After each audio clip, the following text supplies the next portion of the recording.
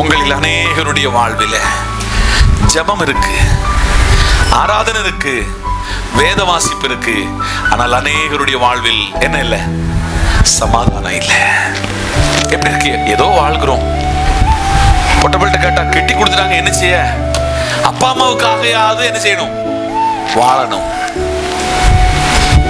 இன்னைக்கு காலையில் ஆவியானவர் சொல்கிறார், என் முகத்தை யாரெல்லாம் தேடுகிறீங்களோ